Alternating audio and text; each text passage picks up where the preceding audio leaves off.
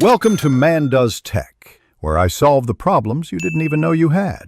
In this video, I will show how to replace Ford Focus Headlight Full Guide. Begin by parking on level ground and disconnecting the battery to prevent shorts. Remove the plastic clips and the bumper trim carefully to access the headlight housing. Keep parts organized and use a magnetic tray for screws. Work methodically and test the new bulb before reassembly to confirm proper alignment and function. Before you start, lay out all tools and parts within easy reach and read the vehicle manual to confirm bulb type.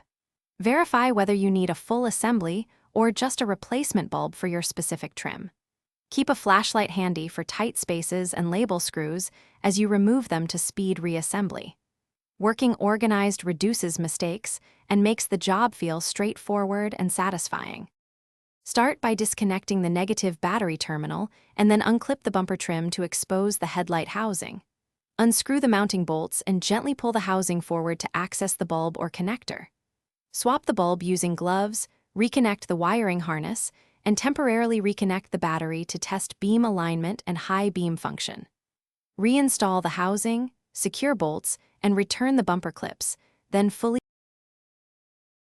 Thanks for watching.